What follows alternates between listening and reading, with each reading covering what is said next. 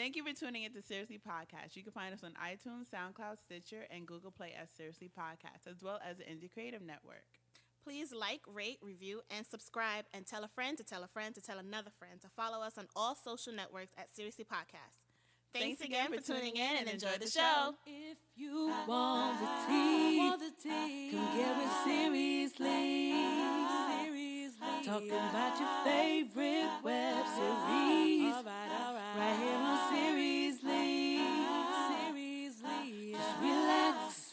We got recaps. Free your mind and have a good time. Right here on Seriously. Hey, seriously, that's our new theme song, guys. Y'all hear that harmonizing? Yes. Hey guys, I'm Mary. I'm Brittany. And welcome back to another episode of Seriously Podcast. Thanks to Linda Star Music. She was on our show a couple weeks ago doing the recap with Tough Love. She hooked us up with a poppin' theme song. So excited for that. So as you guys know, we attended the DC Web Fest last month. We had so much fun. We got to see a lot of new shows, and we're so happy to share some of our favorites with you guys. The event was really cool. It was sponsored by Hennessy, Sweet Green, and Google. Yes. So we got to sip on some specialty cocktails. We had healthy food. And we got to play with the Google VR cardboard. I took 3. And which was really cool. Yes. We also got to speak to a couple of the series and short film creators, and we sat down with Otessa Ghadar, the founder of the DC Web Fest. So stick around for our interview with them. We also attended panels that featured industry thought leaders such as Michael Jawake Jr., who's the founder of LA Web Fest, and as well as Stephanie DeLuca, who is a development executive. So let's get started with our DC Web Fest recap.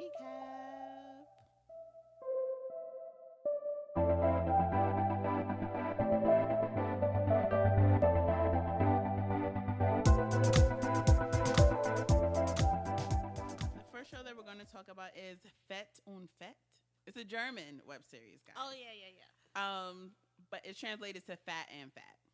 So this series was absolutely hilarious. So it starts off at like this picnic or like bonfire type of situation. Barbecue, if you will. The main character, he's trying to flirt with this girl there. And this girl, she's wild. Like, she wants to know his, like... She's so weird. She was a little weird. She was. She wants to know, like, his hidden talents. And she's like, well, my talent, I can put my whole fist in my mouth. And already he's like, I'm in love with this shit. Right. He's like, she's like, you want to see? He's like, yeah, let's see. So she does literally it. put her whole fist in her mouth, like whole fist. So he's like staring at her. You know, obviously he's like thinking sexually. Right. Like, it was like awkward. It was, his face though was he was just like oh my God. Okay, marry me. Yeah. Have my baby. So she's like, okay, you know, your turn. Like, what's your talent? So, but this guy, he has no talent At all. He's like, I can do a Ryan Gosling face. And it wasn't even a good one. It wasn't. She was like, so when are you gonna do it? Like, right. What, is this it? Is it? Oh no. So she asked him, you know, how long can you hold your breath? So he's like, I don't know, maybe like a minute. She's like, come on, show me. So they go by the river, and he's like, all right. So he goes under, holds his breath, and he's like holding it. She's like, you know, waiting around, swinging on the swing. Yeah. So he's swimming with the fishes, He comes he just up. drifts off. He comes literally up. Drifts off. Exactly. He realized he drifted off. He comes up out of water. He don't know where he is. He's like, where's the girl? Like, nothing. So he comes out, and the whole episode is his journey to get back to the barbecue to impress this girl. Like, took him all day. And he goes through all these hilarious encounters on the way. So it's really funny. Yeah, it was really funny. It was really funny. And it was well shot too, and written really well too. Yeah. I mean, if you don't mind reading subtitles, definitely watch it. Yeah, because it was funny. So. Exactly. Just read. Just read, y'all.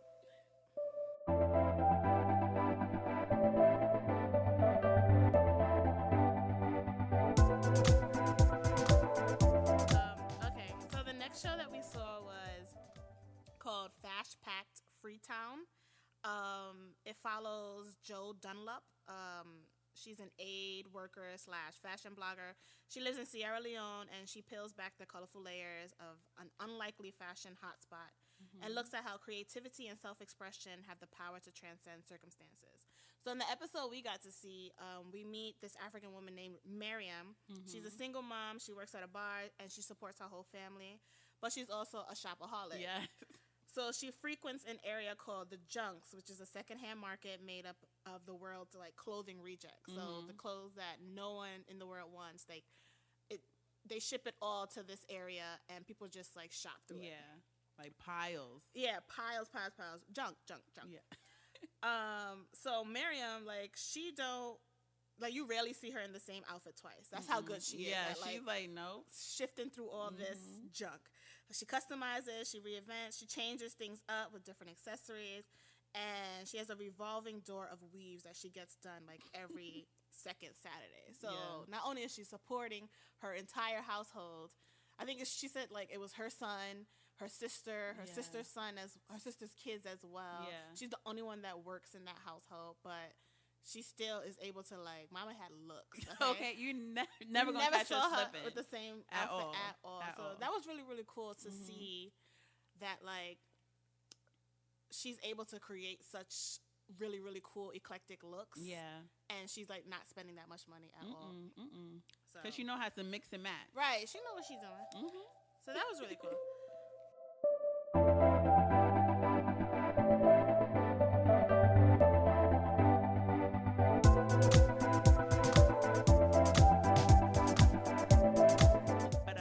The next one is The Wizard of Oz, which is The Wizard of Australia. We saw episode 1, which was called Honk. It's written by Michael Shanks and Nicholas Issel. So this series follows a wizard who's like fed up with the life of like the wizardry. It opens up with a crazy fight scene like set in medieval times. It was really intense. Like the special effects were like really crazy. Like, Yeah, they it had was. fire, like the lightning, and it was just really good. So he comes to like save the day because like the good guys are like failing, the bad guys are winning at this point. But he was at this point he thinks everybody's an idiot. Like all the magic tricks are like, I'm over this life. I want out. Like get me out of here. So he decides to bring himself into like the human realm. So the show is also set like on a talk show. Like he's talking about being from the wizard world. Yeah, he's trying to convince like real people that he's not bad. Right. He's like, I'm not about that life. But when he came here, he like sneezed and like destroyed like this monumental, like historic monument. And like everyone's like scared of him. Every time they see him, they don't want nothing to do with him. Like they're scared. It's like a struggle. So he's trying to like prove himself. But it was really funny. I love the dry humor and the special effects of it was like really top notch. So definitely check that one out, guys.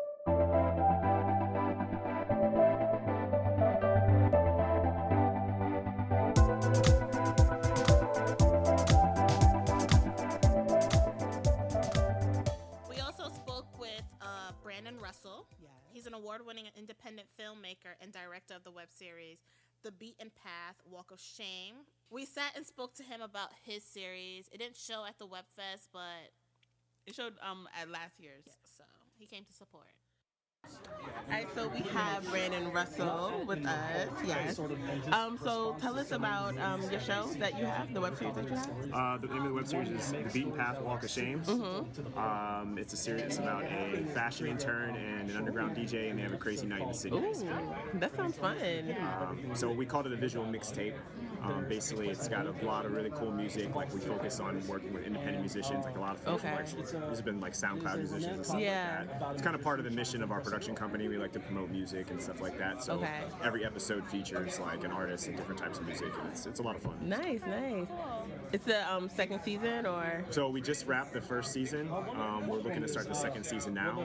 We're in talks to hopefully expand the series. Yeah. You know what that means. That means you need more dollars. And stuff to really push the Exactly. envelope. So that's kind of where we're at right now. And being here at festivals like this, Right. like DC Web Fest, is kind of like a good opportunity to network and hopefully find people that might be able to help you Yeah. create that vision. Awesome. And you guys, you entered it this year or last year? You No, said? last year and the year before. And actually, we've been a sponsor for the DC Web Fest before. That's awesome. So what's next for the, do you have another web fest you're going to go to? Or? Well, this is the first of the year actually Okay. I've been to. I guess it's that time of the year. Yeah, exactly. Web festival stuff kind of starts. We're actually hard at work on trying to create some new stuff right now. You know, we're kind of just finished the festival circuit. This is like kind of the end for us right now. We're working on the second season. We have 2 new shows that are in the works. So we're kind of building it as like a whole platform. Walk of Shame was our first show. Yeah. It got a pretty good response. Now we're trying to like just raise the bar and do some more stuff. Awesome. Did it take to finish Walk of Shame? About 2 years actually. When I initially did the series, it was done as my master's thesis from American University. Okay. So it kind of it was a passion project, and for me, it was about really kind of crushing the quality. Like if you see the series, like, I think we did a really good job of trying to capture a really like unique mood. We really spent a lot of time in like trying to make sure everything felt right. Right. It's a process I wouldn't recommend for like 1 or 2 people to do, Yeah. especially for young web series creators out there. Right. You know? But that said, make sure you follow through with what you're doing, and 2 years seems like a long time, but it was definitely worth it. And, we're able to meet wonderful people like you guys. Thank you. Awesome. So where can the people find you? So you can find the series at walkofshame.tv. You can follow us on Instagram, walkofshame.tv. But the actual production company, which we're doing other series, you can check out our website. It's tbnp.com. And you can follow us at The Beat and Path on Instagram and Twitter and all that stuff. Awesome. Really cool. Check it out. Great. We will. Thank you, Brandon.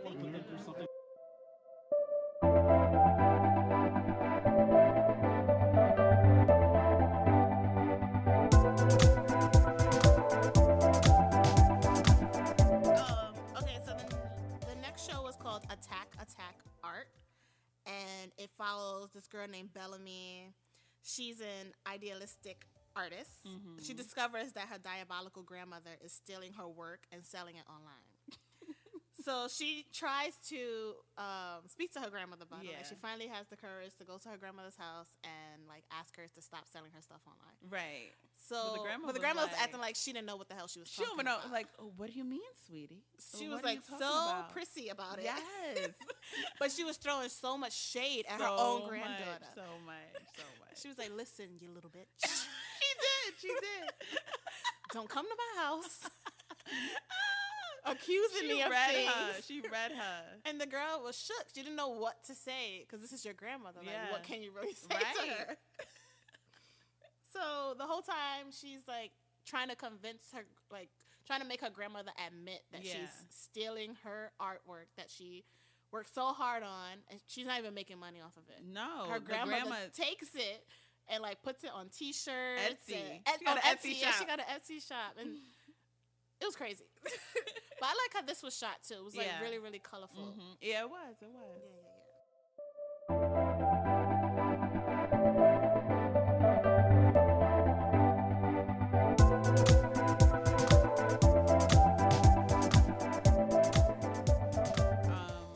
The next one is a water cooler. We saw the episode 1 of, it's called The Mattress. So every story told on the website The Water Cooler is true. So that's what really makes the series stand out. So everyday people, they send their stories in, and then the people of the Water Cooler remake the stories. So this one we saw was called The Mattress. So the main character, John, he comes to the water cooler. His face is like beat up, like scratches all around his face. So his coworker's like, "What the heck happened to you?" So he's like, he went on a date with this girl, Amy, from the office. So he tells him about what happened. You know, he woke up in Amy's bed. She left him a note that she went surfing. So he's in her bed, you know, like bliss, like he's so happy that he's here. Like, I can't believe it. I mean, like Amy's, I guess, the hot girl of the office. Yeah. So he gets up and he smells like a scent of something. Right. And he started looking around like, what's that smell? He looks down. He made an absolute mess on himself. On her mattress. On her mattress. Ruined her mattress. It was like green, right? It was a mess. Like, sir, what do you have? What happened? Are you sick? Are you? What do you have? Are you okay?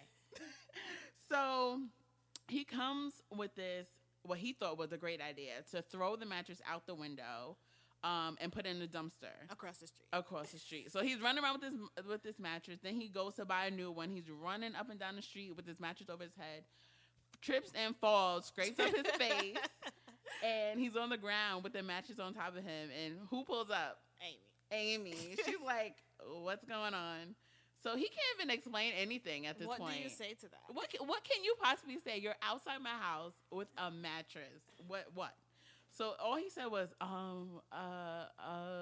that's all he could say. So then they go back to the water cooler, and the coworker he's hearing the story, and he's just like, why didn't you just flip it over? So John's like, I didn't think about that. Didn't. So he did all that. All that. You could have just flipped it, but I think even if you flipped it, you still would have smelled it. Right. So I don't know, John. But really funny. This was definitely one of my favorites. And I love that it's true stories that they remake. So it makes it even more captivating.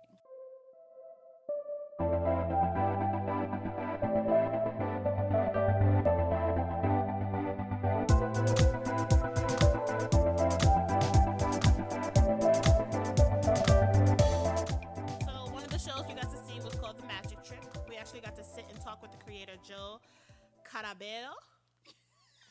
I just wanted to be Spanish. So Spanish. And I'm in Carabeo. You know I'm Afro-Latina. We all know. And producer Lauren Jaslow to talk a little bit about the film. It was a short film about a faux magician, who tries struggling magician who tries to humor this young woman in a diner. Yeah. It's a silent film. Which was really beautiful. Yeah. He does a lot. To try to get this woman's attention. And she's not having it at all. She had to school him on how to do a magic trick. Yes. But you could see something was wrong with her. Like, she was upset about something. Right. Because she had an attitude at the diner. Like, she didn't want to be bothered by this man. Like, and get away from me. He was so in love with her. Like, the minute he looked up and saw her, he was just like, this is my wife. This is the one I'm going to marry. This is her. And so I got to do a trick to get her, grab her attention, make her fall in love with me. Yeah. But she was not having it. No. He even sent her food. Yeah, and she like hit it, like, get that out of my face. I didn't ask you for this at all. So that's when he went. Yeah, so it was a really cute film. I like that it was a silent film because I've never seen a silent film. No, I don't think I have either. So, and it was like in black and white. It was really cool. So yeah, it's a nice love story because in the end, she showed him the magic trick, right? School him, like you said. But she was like, "That was cute what you tried, but this is how you do it. This is how it's done. Let me show you." That was really cute. Yeah. Okay, so here's our interview with Joe Carabeo and producer Lauren Jaslow. Well, my name is Joe Carabeo, and I'm the director and the writer of the film The Magic Trick, which is showing at the DC Web Fest. And this is Lauren Jaslow. She's my co-producer in a lot of projects that I do. And we've been, we're right now we're getting a project together. So here we are. A team on many fronts. How long have you guys worked together? As working together, I guess. Not as an item. I just want to clarify that. No. Joe got a wifey. As pals, yes. She's adorable, probably one of the cutest, most hardworking women in art. That's right. But we've been working almost, spring of 2008, I was so almost 10 years. Good as a host on a TV show talking about music, and he was the director, and we became friends through that. And when that ended, we moved on. We do photography projects together. I produce a lot. I love producing. We do that a lot. Well, The Magic Trick is my first ever romantic comedy, and it's a silent film about a magician that's trying to impress a girl. I think so. Whenever I've seen people watch it, like in the theater, they get that sort of like, I can, even though, we try to be tough, I can tell they're smiling. And they're like, oh, I want to do that. It's either I want to make people cry or laugh. That's a good thing. Okay, yeah, that's awesome. Is it based on a true story? Like based on your life? It's based on everyone's life. Is this the first season? Yeah. Okay. Well, this is actually, to me, it's like the best episode. Yeah? Yeah, how many episodes are there? This one only had I'm trying to think of a special day. No, it's only 11 episodes. No, 12. 11 there you go. We did episodes. for a whole year. So yeah. So 12. Till the whole year is 12. The one shots? Okay. What inspired this web series? Basically, what we wanted to do is we wanted to, at that time when we made the web series, is that there was so much like superhero and there's so many things that are like CGI and big time overproduced, and we really wanted to break, like cut down what a story really can be, like make the most simplest project, the least amount of cuts, the least amount of shots, the least amount of characters. So basically, the simplest and the best stories that we can make. Okay, that's nice. But how long have you been creating content? I have been making films almost since my 10th grade. Okay. So maybe that's like, I don't even know my 10th grade. Like 15 years, 17 years? 98, 95, 96, since the late 90s. Since nu metal and baggy I guess pants. it's almost 20 years, right? I guess, 20 yeah. years. But I was always known as the guy who had the camera and was taking photos and documenting everything. So Right. that's just what I do. Yeah. How'd you get into producing and that world? A lot. Well, I went to college for broadcast journalism, and I would produce a lot of things like that. I do what's called gonzo journalism. I came out of college as a solo journalist. This was a very up-and-coming trend, 2003, 2005, such years there. And then when I kind of started merging film with him and doing the music thing, it took on another element of producing. You're working with people, and then it's just a lot of times.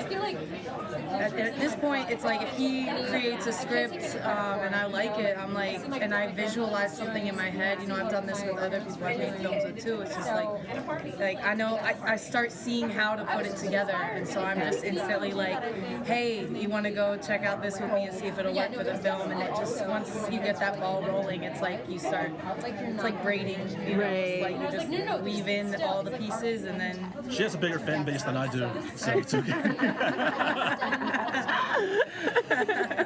You can tell, like when I, it's when she posts something from mine, like she gets like over 500 likes, and I post something, I only get 100 likes. What's up with social media? It's so tricky. Yeah. it is tricky. It's weird. So where can people find you guys and follow you? Well, simply, if people can look for this logo, the Stray Productions logo, that is a sign of everything that I do. You'll see that there. But joecarabeo.com and Go Stray on Instagram and on Twitter. Those are the best places. Okay. I'm Bullet Stringer, so at Bullet Stringer, and I'm also Snarky Studios. Like when I collaborate with him as a producer, I'm Snarky Studios. So I run both accounts. And, Awesome. check it out. It'll all come together. Hopefully we keep making stuff. Yeah. I'm excited to watch the Magic Trick. Hope you guys Thank enjoy it. you. Yeah. Peace out, guys.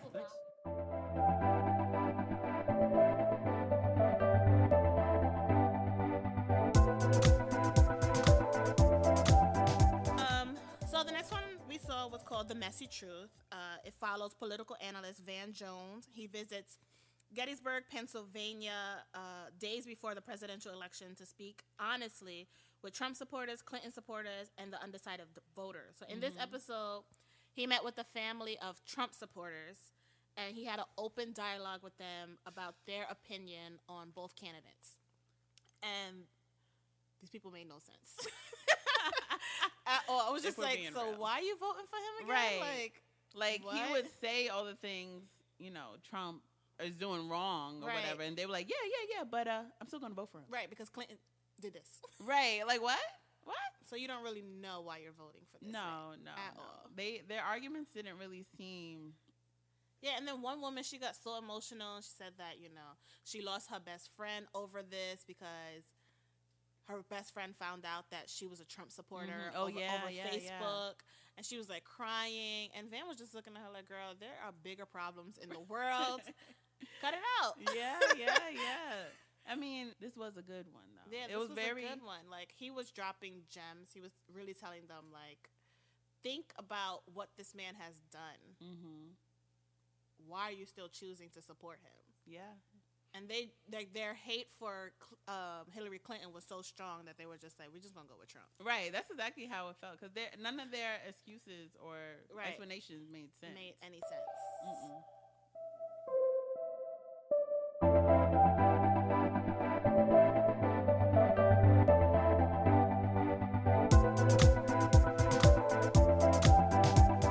And finally, here is Otessa Ghadar's interview. Hey guys, so we have Otessa, the founder of DC Webfest, here with us. Thank you so much for talking with us. Thank you for having me. So tell us, why did you decide to start the DC Webfest? I started the DC Webfest because I felt like there was a real lack of support for web content at the time, 5 years ago. And I also felt like it was one of the most vibrant communities for storytellers. I felt like Hollywood was really underserving the majority of us. I didn't see myself up on the screen. No one was going to be interested in my stories. But I saw online every year content consumption was up. And I was like, this is a place where I could create the kind of stories that Hollywood would never greenlight. And I could actually find a community and build something, build something that's meaningful and support other people who are creating meaningful work that otherwise wouldn't be seen. And, together and celebrate. And I think it's fruitful ground. I think it's amazing. I think that it's a safe space. Yes. Obviously, there's all kinds of issues with like online bullying, but in terms of like being a safe space for creators to have their stories shared, and you can really build a community around it. You can do it yourself and you can track it. So I thought it was, I wanted to get in there very early, and I wanted to see it through. And I did that, and I loved it, and had a show. It's the longest continuing web series, which is on Amazon. But then at the same time, I was like, but where are the festivals for us? Because most of the festivals, any reputable festival at the time wanted like a domestic or international premiere, which means it couldn't be online. So if you have a web series, how does that help you? So we needed more web series festivals. There's one in LA, and that was it. Yeah. And actually, the founder of the LA Web Fest is going to be here. Okay. Speaking on a panel today, which is great. So I was like, also, how cool would it be if the next time we have one? Because I lived in New York for 7 years, but was born in DC. Oh. So I was like, how cool would it be if the next time that there is a web series festival in the world, it's in DC? And if we could build that out for the creative economy and make DC really the digital district. Yes. And say that this is where this is happening. Yeah. So, That's awesome. so that was the origin story. At this point, Could you name your top three web series? Oh, that is so hard. That is so hard. Especially, honestly, I gotta tell you. I think the more social media I get involved Well, first of all, I love every single one that's going to be screening this year. I mean, the quality of the content and the sheer number of content, and the fact that we had content coming from every single continent except for Antarctica. I'm like, Antarctica, I'm watching you. Send me something. I want those scientists to please, whatever it is. I want every continent. No, but I'm sorry, I got a little bit off track. So no, all of our official selections are amazing. So I recommend them all. I would say though, I want to give a shout out actually to part of the reason why I got into web series in the first place is because of two web series in particular. One was Quarter Life by one of the creators of My So Called Life, which I grew up in the 90s being obsessed with. And so he got into the whole web series game very early, and I got to see him speak and was very struck by that. And also at the same time, Lonely Girl. I think without Lonely Girl, there would be no web series. That was the very first one. Really? Yeah, and it was all done as webcast, and it was kind of unclear whether it was real or fake. It was like a mystery. It was this webcaster girl. Anyways, I will say that I don't think that any of us would have existed if it weren't for Lonely Girl. Oh, wow. Yeah. You gotta check that out. Yeah. It's pretty interesting, and it's kind of where it all started. So Yeah. So those are two I feel like I gotta give mention to. Right. Yes. Well, thank you, ladies. Thank you so much. Where can people find you and? Oh, okay. So for the DC Webfest, it's dcwebfest.org or at DC Webfest on Twitter, Instagram, and Facebook. And for myself, my name is Otessa. That's Otessa, which is pretty easy to Google. You'll probably only find me. So I'm at Instagram. I'm at Otessa _ and yeah, just type in Otessa, and you're gonna find me. My parents made up my name. So. I love the name though. It is. Thank you. I can take no credit. I will pass on the compliment to my parents. Thank you so much. so that's it for our recap of the DC Web Fest. Please check out all the shows you heard about today. If you want us to do a season recap on any of them, please let us know because you know we love recommendations. DC was so much fun and we can't wait to go back. If y'all ever in DC, if y'all ever in DC, go to the park. Little club. Right. You're going to find beautiful a whole men. bunch of beautiful men over in there. 6 feet, full suits, In full 2-piece, suits, yes. 3-piece, like you see Lime Brothers. All right, shut there. up. Oh Beautiful. my gosh, yes. Beautiful. So we definitely love DC and we can't wait to be back. We want to thank Otessa and Christina for having us at the DC Web Fest. Thank you so much for creating this platform for creatives to showcase their work. If it wasn't for this event, we wouldn't know about these shows and we would not be able to tell you guys about them. So thanks for that. You guys put on an incredible event and we can't wait to go again next year.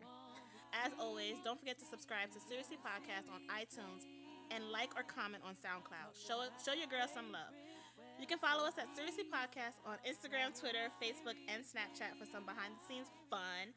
See you guys next week. See you guys. Bye. Bye, y'all. Free your mind and have a good time. Right here on Seriously.